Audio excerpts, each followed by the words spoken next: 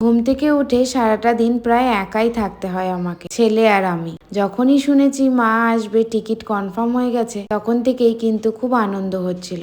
মা আসার পর থেকেই দিনগুলো খুব সুন্দর যাচ্ছে। মনে হচ্ছে সকাল হচ্ছে তাড়াতাড়ি আর সন্ধেও তাড়াতাড়ি হয়ে যাচ্ছে, কারণ সময়টা মনে হচ্ছে খুব কম হয়ে গেছে। কারণ এত গল্প করা হচ্ছে, কথা বলতে বলতে নিজেদের কাজগুলো আবার দেরি হয়ে যাচ্ছে। তাই জন্য কাজও চলছে, কথাও চলছে। এদিকে কৃষ্ণেন্দু যাবে সকালবেলাটা তো আমার প্রত্যেক দিনের মতন আজও অনেকই তাড়াহুড়ো। আসলে কৃষ্ণেন্দু যখন ঘুম থেকে উঠে ব্রাশ করে স্নান করতে যায়, তখন ওর এতটাও তাড়াহুড়ো হয় না, যতটা না খেতে বসলে হয়। মনে হচ্ছে আমি ওকে লেট করে দিই প্রত্যেক দিন। সে যাই হোক, তারপর কৃষ্ণেন্দু চলে গেল, আমাদের একটা চায়ের আসর বসলো। আসলে প্রতিদিন তো আমি একাই চা খেয়ে নিই, আর যেহেতু এখন মা এসছে, মায়ের সাথে বসে একটু গল্প করে চাটা খেতে বেশ ভালোই লাগছে। কিন্তু ঘড়ির কাঁটা তো এগিয়ে গেছে।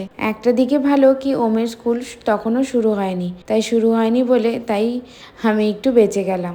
আবার শুরু হলে রুটিনটা আবার একটু একদমই চেঞ্জ হয়ে যাবে। সন্ধেবেলায় ওকে সন্ধে দেওয়ানোটাও করাচ্ছিলাম, কারণ এই সমস্ত ছোট ছোট কাজগুলো যদি ও করে তাহলে ব্যস্ত থাকবে আর টিভি ফোন থেকে বিরতি থাকবে। এখন যেহেতু পড়াশোনার চাপটা কম, তাই জন্য পড়াশোনা নিয়েও ব্যস্ত রাখতে পারছিলাম না।